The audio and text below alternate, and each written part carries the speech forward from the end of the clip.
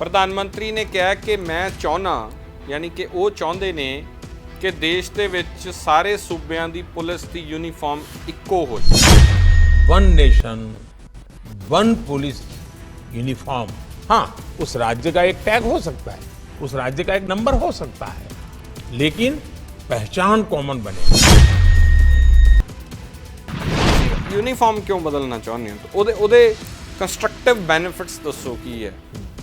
ਕੀ ਉਹ ਖੂਬਸੂਰਤੀ ਜਿਹੜੀ ਰਾਜਾਂ ਦਾ ਅਧਿਕਾਰ ਹੈ, ਰਾਜ ਉਹਨੂੰ ਆਪਦੇ ਹੱਥ ਹੇਠ ਰੱਖਦੇ, ਤੁਸੀਂ ਉਹਨੂੰ ਕਿਉਂ ਖਰਾਬ ਕਰਨਾ ਚਾਹੁੰਦੇ ਹੋ?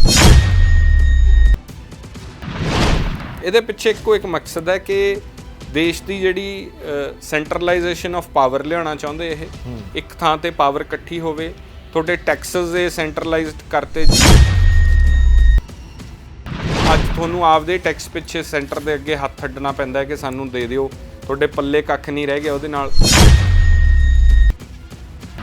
ਇਹ ਭਾਰਤੀ ਸੰਵਿਧਾਨ ਦੀ ਇੱਕ ਐਸੈਂਸ ਹੈ ਜਿਹੜਾ ਉਹਦਾ, ਇੱਕ ਜਿਹੜੀ ਉਹਦੀ ਸੰਵਿਧਾਨ ਦੀ ਖੂਬਸੂਰਤੀ ਹੈ ਜਿਹੜੀ, ਇਹ ਉਹਦੇ ਖਿਲਾਫ ਹੈ। ਪਰ ਹੁਣ ਤੁਸੀਂ ਕੀ ਕਰਨ ਦੀ ਕੋਸ਼ਿਸ਼ ਕਰ ਰਹੇ ਹੋ? ਤੁਸੀਂ ਚਾਹੁੰਦੇ ਹੋ ਕਿ ਕਸ਼ਮੀਰ ਤੋਂ ਲੈ ਕੇ ਕੰਨਿਆ ਕੁਮਾਰੀ ਤੱਕ ਸਾਰੇ ਰਾਜਾਂ ਦੀ ਪੁਲਿਸ ਜਿਹੜੀ ਹੈ ਉਹ ਇੱਕੋ ਯੂਨੀਫਾਰਮ ਦੇ ਵਿੱਚ ਆ ਜਾਵੇ।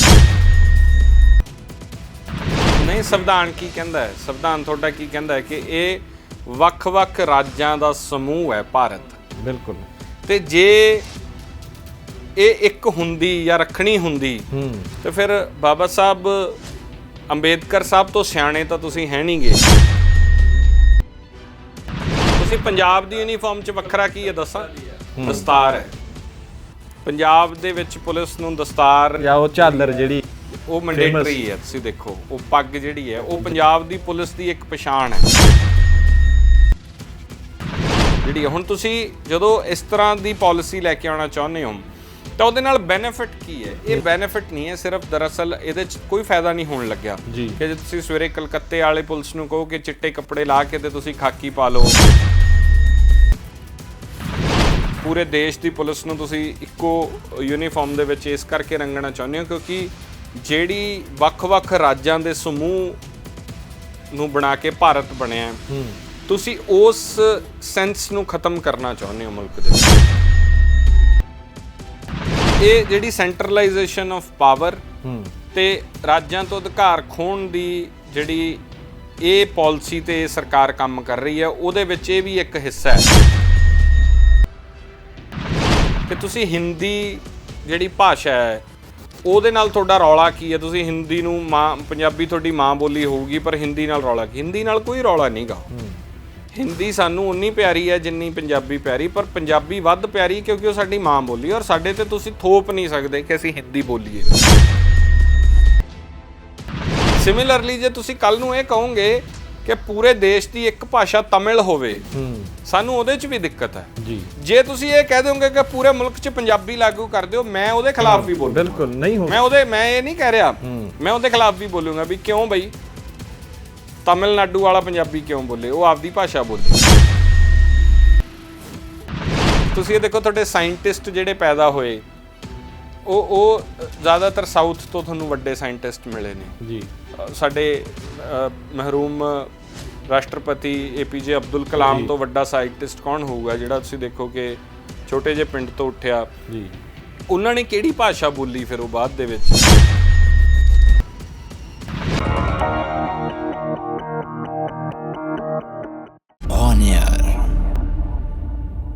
ਸਤਿ ਸ਼੍ਰੀ ਅਕਾਲ ਜੀ, ਸਿਆਸਤ ਲਾਈਵ ਦੇਖ ਰਹੇ ਹੋ ਤੇ ਮੈਂ ਹਾਂ ਰਾਵਰਿੰਦਰ ਸਿੰਘ ਬੈਨੀਪਾਲ।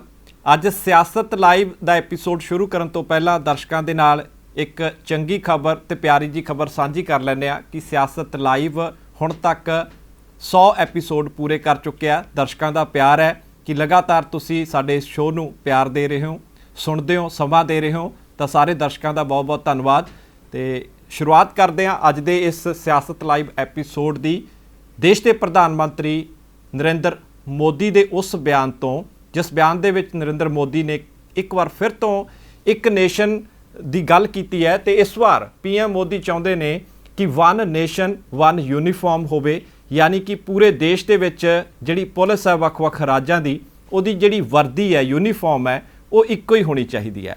किस तरीके का आइडिया है ਜਾਂ ਇਹ ਸਫਲ ਹੋ ਸਕਦਾ ਹੈ ਜਾਂ ਨਹੀਂ ਹੋ ਸਕਦਾ ਹੈ, ਇਸ ਬਾਬਤ ਹਮੇਸ਼ਾ ਦੀ ਤਰ੍ਹਾਂ ਗੱਲਬਾਤ ਕਰਨ ਦੇ ਲਈ ਮੇਰੇ ਨਾਲ ਸਟੂਡੀਓ 'ਚ ਮੌਜੂਦ ਨੇ ਸਾਡੇ ਨਿਊਜ਼ ਐਡੀਟਰ ਸਿਮਰਜੋਤ ਸਿੰਘ ਮੱਕੜ। ਮੱਕੜ ਸਾਹਿਬ, ਸਭ ਤੋਂ ਪਹਿਲਾਂ ਤੁਹਾਨੂੰ ਵੀ ਬਹੁਤ ਮੁਬਾਰਕਾਂ। 100 ਐਪੀਸੋਡ ਪੂਰੇ ਹੋਏ ਨੇ, ਬਹੁਤ ਵੱਡੀ ਗੱਲ ਹੈ। ਲੋਕ ਤੁਹਾਨੂੰ ਵੀ ਬਹੁਤ ਪਿਆਰ ਕਰਦੇ ਆ, ਇਸੇ ਤਰੀਕੇ ਨਾਲ ਕਹਿੰਦੇ ਇਹ ਜੋੜੀ ਬਣੀ ਰਹੇ ਜੀ। ਚਲੋ ਚੰਗੀ ਗੱਲ ਹੈ, ਜੇਕਰ ਲੋਕ ਇਸ ਤਰੀਕੇ ਦਾ ਸੋਚਦੇ ਨੇ ਤਾਂ ਬਹੁਤ ਬਹੁਤ ਧੰਨਵਾਦ ਤੁਹਾਡਾ ਸਾਰਿਆਂ ਦਾ। ਤੇ ਜਿਹੜਾ ਮੇਰਾ ਅੱਜ ਦਾ ਸਵਾਲ ਹੈ ਕਿ ਮੋਦੀ ਸਾਹਿਬ ਨਵੇਂ ਆਈਡੀਆ ਲਈ ਜਾਣੇ ਜਾਂਦੇ ਨੇ, ਬਹੁਤ ਸਾਰੇ ਆਈਡੀਆ ਹੁਣ ਤੱਕ ਲੈ ਕੇ ਆਏ ਨੇ, ਕੁਝ ਚੰਗੇ ਵੀ ਰਹੇ, ਕੁਝ ਫਲॉप ਵੀ ਹੋਏ। ਇਹ ਆਈਡੀਆ ਤੁਸੀਂ ਕਿਸ ਤਰੀਕੇ ਦਾ ਮੰਨਦੇ ਹੋ? ਦੇਖੋ, ਆਈਡੀਆ ਕੈਸਾ ਹੈ ਇਹਦੇ ਤੇ ਆਪਾਂ ਜ਼ਿਕਰ ਕਰਦੇ ਹਾਂ, ਪਰ ਕਿਹਾ ਕੀ ਹੈ ਦਰਸ਼ਕਾਂ ਦੇ ਨਾਲ ਇਹ ਸਾਂਝਾ ਕਰਨਾ ਬਹੁਤ ਲਾਜ਼ਮੀ ਹੈ। ਪ੍ਰਧਾਨ ਮੰਤਰੀ ਨੇ ਕਿਹਾ ਕਿ ਮੈਂ ਚਾਹੁੰਦਾ, ਯਾਨੀ ਕਿ ਉਹ ਚਾਹੁੰਦੇ ਨੇ ਕਿ ਦੇਸ਼ ਦੇ ਵਿੱਚ ਸਾਰੇ ਸੂਬਿਆਂ ਦੀ ਪੁਲਿਸ ਦੀ ਯੂਨੀਫਾਰਮ ਇੱਕੋ ਹੋ ਜੇ ਜੀ। ਔਰ ਉਹ ਕਹਿੰਦੇ ਕਿ ਮੈਂ ਇਹ ਥੋਪਣਾ ਨਹੀਂ ਚਾਹੁੰਦਾ, ਸਿਰਫ ਵਿਚਾਰ ਦੀ ਗੱਲ ਰੱਖ ਰਿਹਾ ਕਿ ਸਾਰੇ ਸੂਬਿਆਂ ਦੇ ਜਿਹੜੇ ਮੁੱਖ ਮੰਤਰੀ ਨੇ ਜਾਂ ਸਾਰੇ ਸੂਬੇ ਜਿਹੜੇ ਨੇ ਇਹਦੇ ਤੇ ਮਿਲ ਕੇ ਬੈਠ ਕੇ ਵਿਚਾਰ ਕਰਨ ਔਰ ਪੂਰੇ ਦੇਸ਼ ਦੇ ਵਿੱਚ ਸਾਰੇ ਸੂਬਿਆਂ ਦੀ ਪੁਲਿਸ ਦੀ ਯੂਨੀਫਾਰਮ ਇੱਕ ਹੋ ਜੇ। ਉਹਨਾਂ ਕਿਹਾ ਕਿ ਇਸ ਤੋਂ ਪਹਿਲਾਂ 1 ਨੇਸ਼ਨ 1 ਲੈਂਗੁਏਜ ਦੀ ਗੱਲ ਹੋਈ ਹੈ ਜਾਂ 1 ਨੇਸ਼ਨ 1 ਐਜੂਕੇਸ਼ਨ ਪਾਲਿਸੀ ਦੀ ਗੱਲ ਹੋਈ ਹੈ। ਇਸ ਤਰੀਕੇ ਦੇ ਨਾਲ ਜਿਹੜਾ ਉਹ ਇਸ 1 ਨੇਸ਼ਨ ਥਿਊਰੀ ਦੇ ਉੱਤੇ ਜਿਹੜੀ ਉਹ ਚੱਲ ਰਿਹਾ ਹੈ ਕਿ ਪੂਰੇ ਦੇਸ਼ 'ਚ ਚੋਣਾਂ ਵੀ ਇੱਕੋ ਟਾਈਮ ਤੇ ਹੋਣ, ਉਸ ਪਾਲਿਸੀ ਦੇ ਅਧੀਨ ਉਹ ਕਹਿੰਦੇ ਕਿ ਇਸ 'ਚ ਬੁਰਾ ਵੀ ਕੀ ਹੈ ਕਿ ਜੇ ਤੁਸੀਂ ਪੂਰੇ ਮੁਲਕ ਦੇ ਵਿੱਚ ਇੱਕੋ ਤਰ੍ਹਾਂ ਦੀ ਪੁਲਿਸ ਯੂਨੀਫਾਰਮ ਜਿਹੜੀ ਹੈ ਉਹ ਰੱਖਦੇ ਹੋ ਤਾਂ ਕਹਿੰਦੇ ਫਾਇਦੇ ਬਹੁਤ ਹੋਣਗੇ ਇਹਦੇ। ਹੁਣ ਪਹਿਲੀ ਗੱਲ ਤਾਂ ਇਹ ਹੈ ਰਾਓ ਜੀ ਕਿ ਤੁਸੀਂ ਇਹ ਪੁੱਛ ਰਹੇ ਸੀ ਕਿ ਆਈਡੀਆ ਕੈਸਾ ਹੈ। ਇਹ ਭਾਰਤੀ ਸੰਵਿਧਾਨ ਦੀ ਇੱਕ ਐਸੈਂਸ ਹੈ ਜਿਹੜਾ ਉਹਦਾ, ਇੱਕ ਜਿਹੜੀ ਉਹਦੀ ਸੰਵਿਧਾਨ ਦੀ ਖੂਬਸੂਰਤੀ ਹੈ ਜਿਹੜੀ, ਇਹ ਉਹਦੇ ਖਿਲਾਫ ਹੈ ਇਹ ਗੱਲ। ਹੁਣ ਤੁਸੀਂ ਕਨਸਟੀਟਿਊਸ਼ਨ ਦੇ ਵਿੱਚ ਬਿਲੀਵ ਕਰਦੇ ਹੋ ਕਿ ਨਹੀਂ ਕਰਦੇ, ਇਹ ਪਹਿਲਾਂ ਜਵਾਬ ਦੇਣਾ ਚਾਹੀਦਾ ਜੀ। ਜਿਵੇਂ ਮੈਂ ਇੱਕ ਜ਼ਿਕਰ ਦੱਸ ਦਿੰਦਾ ਕਿ ਕਿਸੇ ਵੇਲੇ ਹਰਿਆਣੇ ਦੇ ਵਿੱਚ ਤਮਿਲ ਭਾਸ਼ਾ ਨੂੰ ਦੂਜੀ ਭਾਸ਼ਾ ਦਾ ਦਰਜਾ ਜਦੋਂ ਦਿੱਤਾ ਗਿਆ ਸੂਬੇ ਦੇ ਵਿੱਚ, ਤੇ ਉਹ ਇਸ ਕਰਕੇ ਸੀਗਾ ਕਿ ਕਿਉਂਕਿ ਬਹੁਤ ਸਾਰੇ ਪੰਜਾਬੀ ਜਿਹੜੇ ਸੀਗੇ ਉਦੋਂ ਨਵਾਂ ਹਰਿਆਣਾ ਬਣਿਆ, ਤੇ ਅੱਜ ਵੀ ਹਜ਼ਾਰਾਂ ਲੱਖਾਂ ਦੀ ਗਿਣਤੀ 'ਚ ਜਿਹੜੇ ਪੰਜਾਬੀ ਬੋਲਣ ਵਾਲੇ ਲੋਕ ਹਰਿਆਣੇ 'ਚ ਰਹਿੰਦੇ ਨੇ ਔਰ ਉਹ ਇਲਾਕੇ ਪੰਜਾਬੀ ਬੋਲਣ ਵਾਲੇ ਹਰਿਆਣੇ 'ਚ ਨੇ, ਕਿਉਂਕਿ ਉਹਨਾਂ ਨੂੰ ਉਸ ਮੂਲ ਭਾਵਨਾ ਤੋਂ ਤੋੜਨਾ ਸੀਗਾ। ਇਸ ਕਰਕੇ ਇਹ ਕੀਤਾ ਗਿਆ ਕਿ ਤਮਿਲ ਜਿਹੜੀ ਹੈ, ਲੋਕ ਤਮਿਲ ਬੋਲਣ ਵਾਸਤੇ ਲਾ ਦਿੱਤੇ ਗਏ, ਕਿੱਥੇ ਤਮਿਲ ਤੇ ਕਿੱਥੇ ਪੰਜਾਬੀ, ਤੁਸੀਂ ਉਹ ਫਰਕ ਪਾਉਣ ਦੀ ਕੋਸ਼ਿਸ਼ ਕੀਤੀ। ਔਰ ਹੁਣ ਤੁਸੀਂ ਕੀ ਕਰਨ ਦੀ ਕੋਸ਼ਿਸ਼ ਕਰ ਰਹੇ ਹੋ? ਤੁਸੀਂ ਚਾਹੁੰਦੇ ਹੋ ਕਿ ਕਸ਼ਮੀਰ ਤੋਂ ਲੈ ਕੇ ਕੰਨਿਆ ਕੁਮਾਰੀ ਤੱਕ ਸਾਰੇ ਰਾਜਾਂ ਦੀ ਪੁਲਿਸ ਜਿਹੜੀ ਹੈ ਉਹ ਇੱਕੋ ਯੂਨੀਫਾਰਮ ਦੇ ਵਿੱਚ ਆ ਜੀ। ਕਰਨਾ ਕਿਉਂ ਹੈ? ਇਹਦੀ ਲੋੜ ਕੀ ਹੈ? ਤੁਸੀਂ ਸੰਵਿਧਾਨ ਦੀ ਗੱਲ ਕਰੀ ਹੈ ਕਿ ਉਹ ਪਹਿਲਾਂ ਹੀ ਸੰਵਿਧਾਨ ਦੇ ਵਿੱਚ ਫਿਰ ਇੱਕ ਯੂਨੀਫਾਰਮ ਹੋ ਸਕਦਾ ਨਹੀਂ। ਸੰਵਿਧਾਨ ਕੀ ਕਹਿੰਦਾ ਹੈ? ਸੰਵਿਧਾਨ ਤੁਹਾਡਾ ਕੀ ਕਹਿੰਦਾ ਹੈ ਕਿ ਇਹ ਵੱਖ-ਵੱਖ ਰਾਜਾਂ ਦਾ ਸਮੂਹ ਹੈ ਭਾਰਤ। ਬਿਲਕੁਲ। ਤੇ ਜੇ ਇਹ ਇੱਕ ਹੁੰਦੀ ਜਾਂ ਰੱਖਣੀ ਹੁੰਦੀ ਤੇ ਫਿਰ ਬਾਬਾ ਸਾਹਿਬ ਅੰਬੇਦਕਰ ਸਾਹਿਬ ਤੋਂ ਸਿਆਣੇ ਤਾਂ ਤੁਸੀਂ ਹੈ ਨਹੀਂ ਗੇ ਜਿਨ੍ਹਾਂ ਨੇ ਸੰਵਿਧਾਨ ਲਿਖਿਆ, ਉਹ ਉਦੋਂ ਕਰ ਦਿੰਦੇ। ਹੁਣ ਪ੍ਰੋਬਲਮ ਇੱਥੇ ਇਹ ਹੈ, ਤੁਸੀਂ ਖੂਬਸੂਰਤੀ ਦੇਖੋ, ਕਲਕੱਤਾ ਦੀ ਪੁਲਿਸ ਵਾਈਟ ਯੂਨੀਫਾਰਮ ਦੇ ਵਿੱਚ ਹੁੰਦੀ ਹੈ, ਤੁਹਾਨੂੰ ਦੂਰੋਂ ਪਛਾਣੀ ਜਾਂਦੀ ਹੈ। ਜਿਸ ਸਟੇਟ 'ਚ ਜਾਂਦੇ ਆ ਨਵੀਂ ਇੱਕ ਯੂਨੀਫਾਰਮ ਮਿਲਦੀ ਹੈ ਤੇ ਤਕਰੀਬਨ ਵੈਸੇ ਖਾਕੀ ਹੈ। ਜਿੱਦਾਂ ਤੁਸੀਂ ਆਪਾਂ ਗੱਲ ਕਰਦੇ ਆ ਕਿ ਉਹ ਤੁਸੀਂ ਪੰਜਾਬ ਦੀ ਯੂਨੀਫਾਰਮ 'ਚ ਵੱਖਰਾ ਕੀ ਹੈ ਦੱਸਾਂ? ਦਸਤਾਰ ਹੈ। ਪੰਜਾਬ ਦੇ ਵਿੱਚ ਪੁਲਿਸ ਨੂੰ ਦਸਤਾਰ ਜਾਂ ਉਹ ਝਾਲਰ ਜਿਹੜੀ ਉਹ ਮੈਂਡੇਟਰੀ ਹੈ। ਤੁਸੀਂ ਦੇਖੋ ਉਹ ਪੱਗ ਜਿਹੜੀ ਹੈ ਉਹ ਪੰਜਾਬ ਦੀ ਪੁਲਿਸ ਦੀ ਇੱਕ ਪਛਾਣ ਹੈ ਕਿ ਧਰਮਾਂ ਤੋਂ ਉੱਤੇ ਉੱਠ ਕੇ ਪੰਜਾਬ ਦੀ ਪੁਲਿਸ ਵਨਨੈਸ ਦੀ, ਯੂਨਿਟੀ ਦੀ ਜਿਹੜੀ ਗੱਲ ਕਰਦੀ ਹੈ। ਔਰ ਉਹ ਦਸਤਾਰ ਜਿਹੜੀ ਹੈ, ਹੁਣ ਤੁਸੀਂ ਜਦੋਂ ਇਸ ਤਰ੍ਹਾਂ ਦੀ ਪਾਲਿਸੀ ਲੈ ਕੇ ਆਉਣਾ ਚਾਹੁੰਦੇ ਹੋ ਤਾਂ ਉਹਦੇ ਨਾਲ ਬੈਨੀਫਿਟ ਕੀ ਹੈ? ਇਹ ਬੈਨੀਫਿਟ ਨਹੀਂ ਹੈ ਸਿਰਫ, ਦਰਅਸਲ ਇਹਦੇ 'ਚ ਕੋਈ ਫਾਇਦਾ ਨਹੀਂ ਹੋਣ ਲੱਗਿਆ ਕਿ ਜੇ ਤੁਸੀਂ ਸਵੇਰੇ ਕਲਕੱਤੇ ਵਾਲੇ ਪੁਲਿਸ ਨੂੰ ਕਹੋ ਕਿ ਚਿੱਟੇ ਕੱਪੜੇ ਲਾ ਕੇ ਤੇ ਤੁਸੀਂ ਖਾਕੀ ਪਾ ਲਓ, ਜਾਂ ਬੰਬੇ ਵਾਲਿਆਂ ਦਾ ਥੋੜਾ ਜਿਹਾ ਡਿਫਰੈਂਟ ਇੱਕ ਖਾਕੀ ਦਾ ਸਟਾਈਲ ਹੈ। ਪੂਰੇ ਦੇਸ਼ ਦੀ ਪੁਲਿਸ ਨੂੰ ਤੁਸੀਂ ਇੱਕੋ ਯੂਨੀਫਾਰਮ ਦੇ ਵਿੱਚ ਇਸ ਕਰਕੇ ਰੰਗਣਾ ਚਾਹੁੰਦੇ ਹੋ ਕਿਉਂਕਿ ਜਿਹੜੀ ਵੱਖ-ਵੱਖ ਰਾਜਾਂ ਦੇ ਸਮੂਹ ਨੂੰ ਬਣਾ ਕੇ ਭਾਰਤ ਬਣਿਆ, ਤੁਸੀਂ ਉਸ ਸੈਂਸ ਨੂੰ ਖਤਮ ਕਰਨਾ ਚਾਹੁੰਦੇ ਹੋ ਮੁਲਕ ਦੇ ਵਿੱਚ। ਜੀ, ਜਿੱਦਾਂ ਇਹ ਤਾਂ ਪਰ ਤੁਸੀਂ ਜਿਹੜੀ ਗੱਲ ਕਰੀ ਹੈ, ਇਹ ਤਾਂ ਬਹੁਤ ਇਲਜ਼ਾਮ ਵੀ ਲੱਗਦੇ ਰਹੇ ਨੇ ਕਿ ਰਾਜਾਂ ਦੇ ਅਧਿਕਾਰ ਖੋਣ ਨੂੰ ਫਿਰ ਰਹੀ ਹੈ। ਇਹੀ ਗੱਲ ਹੈ ਨਾ ਕਿ ਇਹ ਜਿਹੜੀ ਸੈਂਟਰਲਾਈਜੇਸ਼ਨ ਆਫ ਪਾਵਰ ਤੇ ਰਾਜਾਂ ਤੋਂ ਅਧਿਕਾਰ ਖੋਣ ਦੀ ਜਿਹੜੀ ਇਹ ਪਾਲਿਸੀ ਤੇ ਸਰਕਾਰ ਕੰਮ ਕਰ ਰਹੀ ਹੈ, ਉਹਦੇ ਵਿੱਚ ਇਹ ਵੀ ਇੱਕ ਹਿੱਸਾ ਹੈ।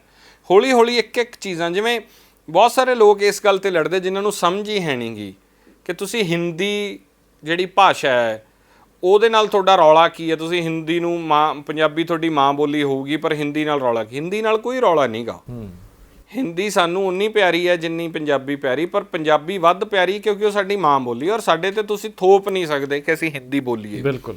ਸਿਮਿਲਰਲੀ ਜੇ ਤੁਸੀਂ ਕੱਲ ਨੂੰ ਇਹ ਕਹੋਗੇ ਕਿ ਪੂਰੇ ਦੇਸ਼ ਦੀ ਇੱਕ ਭਾਸ਼ਾ ਤਮਿਲ ਹੋਵੇ, ਸਾਨੂੰ ਉਹਦੇ 'ਚ ਵੀ ਦਿੱਕਤ ਹੈ ਜੀ। ਜੇ ਤੁਸੀਂ ਇਹ ਕਹਿ ਦਿਓਗੇ ਕਿ ਪੂਰੇ ਮੁਲਕ 'ਚ ਪੰਜਾਬੀ ਲਾਗੂ ਕਰ ਦਿਓ, ਮੈਂ ਉਹਦੇ ਖਿਲਾਫ ਵੀ ਬੋਲੂੰਗਾ। ਬਿਲਕੁਲ ਨਹੀਂ ਹੋ ਮੈਂ ਇਹ ਨਹੀਂ ਕਹਿ ਰਿਹਾ, ਮੈਂ ਉਹਦੇ ਖਿਲਾਫ ਵੀ ਬੋਲੂੰਗਾ ਵੀ ਕਿਉਂ ਬਈ ਤਮਿਲਨਾਡੂ ਵਾਲਾ ਪੰਜਾਬੀ ਕਿਉਂ ਬੋਲੇ, ਉਹ ਆਪਦੀ ਭਾਸ਼ਾ ਬੋਲੇ।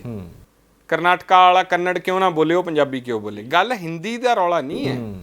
ਗੱਲ ਇਹ ਹੈ ਕਿ ਕਿਉਂਕਿ ਜਿਹੜਾ ਹਿੰਦੀ ਹੋਮਲੈਂਡ ਹੈ, ਜਿੱਥੇ ਹਿੰਦੀ ਵੱਧ ਬੋਲੀ ਜਾਂਦੀ ਹੈ, ਖਾਸ ਤੌਰ ਤੇ ਰਾਜਸਥਾਨ, ਯੂਪੀ, ਐਮਪੀ ਜੀ, ਹਰਿਆਣਾ, ਆਹ ਹੋਮਲੈਂਡ ਹੈ ਜਿਹੜਾ ਬਿਲਕੁਲ ਦੇਸ਼ ਦੀ ਸੱਤਾ ਨੂੰ ਕੰਟਰੋਲ ਇਹ ਕਰਦਾ। ਬਿਹਾਰ ਤੇ ਯੂਪੀ ਦੀਆਂ ਸੀਟਾਂ, ਕਿਉਂਕਿ ਨੰਬਰ ਗੇਮ ਵੀ ਵੱਧ ਹੈ, ਔਰ ਮੈਂ ਇਹ ਸਮਝਦਾ ਪੋਲੀਟੀਕਲੀ ਅਵੇਅਰ ਵੀ ਵੱਧ ਨੇ ਇੱਥੋਂ ਦੇ ਲੋਕ, ਉਹ ਕੰਟਰੋਲ ਕਰ ਰਹੇ ਆ। ਨਹੀਂ ਤਾਂ ਦੇਖੋ ਤੁਸੀਂ, ਦੇਸ਼ ਨੂੰ ਕੰਟਰੋਲ ਤਾਂ ਸਾਊਥ ਵੱਲੋਂ ਹੋਣਾ ਚਾਹੀਦਾ ਸੀ ਮੁਲਕ, ਔਰ ਅਸਲ 'ਚ ਇਸ ਮੁਲਕ ਦੇ ਵਸਨੀਕ ਵੀ ਉਹੀ ਨੇ। ਦ੍ਰਵਿਡੀਅਨਸ ਜਿਹੜੇ ਨੇ, ਆਪਾਂ ਤਾਂ ਇੱਥੋਂ ਉੱਠ ਕੇ ਆਏ ਸੀ, ਅਸਲ ਤਾਂ ਵਸਨੀਕ ਉਹੀ ਲੋਕ ਸੀਗੇ। ਜੀ ਬਿਲਕੁਲ। ਲੇਕਿਨ ਕੰਟਰੋਲ ਕੌਣ ਕਰਦਾ ਹੈ? ਕਿ ਹਿੰਦੀ ਹੋਮਲੈਂਡ ਕੰਟਰੋਲ ਕਰਦਾ ਹੈ। ਤਾਂ ਤੁਸੀਂ ਉਸ ਥਿਊਰੀ ਦੇ ਵਿੱਚ ਕਿ ਹਿੰਦੀ ਜਿਹੜੀ ਹੈ ਉਹ ਸਾਰੇ ਮੁਲਕ 'ਚ ਲਾਗੂ ਕਰ ਦਿਓ, ਪੂਰੇ ਮੁਲਕ 'ਚ ਇੱਕ ਇਲੈਕਸ਼ਨ ਹੋ ਜੇ, ਪੂਰੇ ਮੁਲਕ ਦੇ ਵਿੱਚ ਭਾਸ਼ਾ ਦੇ ਨਾਲ ਐਜੂਕੇਸ਼ਨ ਪਾਲਿਸੀ ਤੁਸੀਂ ਦੇਖੋ ਜੀ ਕਿ ਜਿਹੜੀ 2 ਲੈਂਗੁਏਜ ਪਾਲਿਸੀ ਦੇ ਤਹਿਤ ਆ ਕੇ ਤੁਸੀਂ ਹੌਲੀ ਹੌਲੀ, ਹੁਣ ਪੰਜਾਬ 'ਚ ਅੱਜ ਜੇ ਸਕੂਲ ਨੇ ਜਿੱਥੇ ਤੁਸੀਂ ਦੇਖੋ ਕਿ ਚੋਇਸ ਹੈ ਕਿ ਜਾਂ ਪੰਜਾਬੀ ਪੜ੍ਹ ਲਓ ਜਾਂ ਫ੍ਰੈਂਚ ਪੜ੍ਹ ਲਓ, ਜਦ ਕਿ ਪੰਜਾਬੀ ਤਾਂ ਮੈਂਡੇਟਰੀ ਹੋਣੀ ਚਾਹੀਦੀ ਸੀ ਤੇ ਨਹੀਂ ਹੋਈ।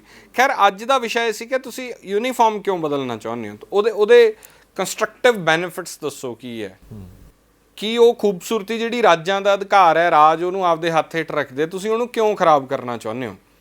ਇਹਦੇ ਪਿੱਛੇ ਇੱਕੋ ਇੱਕ ਮਕਸਦ ਹੈ ਕਿ ਦੇਸ਼ ਦੀ ਜਿਹੜੀ ਸੈਂਟਰਲਾਈਜੇਸ਼ਨ ਆਫ ਪਾਵਰ ਲਿਆਉਣਾ ਚਾਹੁੰਦੇ ਇਹ, ਇੱਕ ਥਾਂ ਤੇ ਪਾਵਰ ਇਕੱਠੀ ਹੋਵੇ। ਤੁਹਾਡੇ ਟੈਕਸਸ ਇਹ ਸੈਂਟਰਲਾਈਜ਼ਡ ਕਰਤੇ, GST ਜਦੋਂ ਤੋਂ ਆਇਆ, GST ਦੇ ਨਾਲ ਅੱਜ ਤੁਹਾਨੂੰ ਆਪਦੇ ਟੈਕਸ ਪਿੱਛੇ ਸੈਂਟਰ ਦੇ ਅੱਗੇ ਹੱਥ ਅੱਡਣਾ ਪੈਂਦਾ ਹੈ ਕਿ ਸਾਨੂੰ ਦੇ ਦਿਓ, ਤੁਹਾਡੇ ਪੱਲੇ ਕੱਖ ਨਹੀਂ ਰਹਿ ਗਿਆ ਉਹਦੇ ਨਾਲ।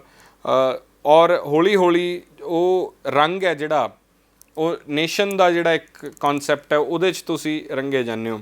ਕੀ ਹੁਣ ਤੱਕ ਇੰਨੇ ਸਾਲਾਂ ਦੇ ਵਿੱਚ ਜਦੋਂ ਭਾਸ਼ਾ ਇੱਕ ਨਹੀਂ ਸੀ ਪੂਰੇ ਮੁਲਕ ਦੀ, ਜਦੋਂ ਮੁਲਕ ਇੱਕ ਯੂਨੀਫਾਰਮ ਵੱਲ ਨਹੀਂ ਜਾ ਰਿਹਾ ਸੀਗਾ, ਜਦੋਂ ਐਜੂਕੇਸ਼ਨ ਪਾਲਿਸੀ ਅਧਿਕਾਰ ਰਾਜਾਂ ਦਾ ਰਿਹਾ, ਕੀ ਉਦੋਂ ਮੁਲਕ ਨੇ ਤਰੱਕੀ ਨਹੀਂ ਕੀਤੀ? ਮੁਲਕ ਨੇ 70 ਸਾਲਾਂ 'ਚ ਤਰੱਕੀ ਕੀਤੀ ਹੈ। ਤੁਸੀਂ ਇਹ ਦੇਖੋ, ਤੁਹਾਡੇ ਸਾਇੰਟਿਸਟ ਜਿਹੜੇ ਪੈਦਾ ਹੋਏ ਉਹ ਜ਼ਿਆਦਾਤਰ ਸਾਊਥ ਤੋਂ ਤੁਹਾਨੂੰ ਵੱਡੇ ਸਾਇੰਟਿਸਟ ਮਿਲੇ ਨੇ ਜੀ। ਸਾਡੇ ਮਹਿਰੂਮ ਰਾਸ਼ਟਰਪਤੀ APJ ਅਬਦੁਲ ਕਲਾਮ ਤੋਂ ਵੱਡਾ ਸਾਇੰਟਿਸਟ ਕੌਣ ਹੋਊਗਾ, ਜਿਹੜਾ ਤੁਸੀਂ ਦੇਖੋ ਕਿ ਛੋਟੇ ਜਿਹੇ ਪਿੰਡ ਤੋਂ ਉੱਠਿਆ ਜੀ। ਉਹਨਾਂ ਨੇ ਕਿਹੜੀ ਭਾਸ਼ਾ ਬੋਲੀ ਫਿਰ ਉਹ ਬਾਅਦ ਦੇ ਵਿੱਚ, ਔਰ ਕੀ ਉਹ ਹੁਣ ਇੱਥੋਂ ਤੱਕ ਕਿ MBBS ਹੁਣ ਹਿੰਦੀ 'ਚ ਸ਼ੁਰੂ ਕੀਤੀ ਹੈ, ਤੁਸੀਂ ਦੇਖੋ ਮੱਧ ਪ੍ਰਦੇਸ਼ ਦੇ ਵਿੱਚ।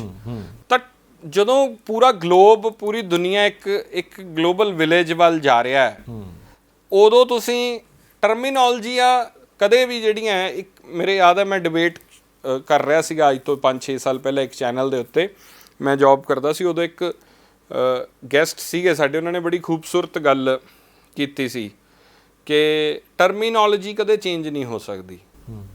ਜਿਹੜੇ ਜਿਵੇਂ ਸਾਇੰਸ ਬੱਚੇ ਪੜ੍ਹਦੇ ਆ ਜੀ, ਤਾਂ ਉਹਦੀ ਸਾਇੰਸ ਦੀ ਟਰਮੀਨੋਲੋਜੀ ਨੂੰ ਤੁਸੀਂ ਕਦੇ ਵੀ ਭਾਸ਼ਾ ਉਹਦੀ ਚੇਂਜ ਨਾ ਕਰੋ।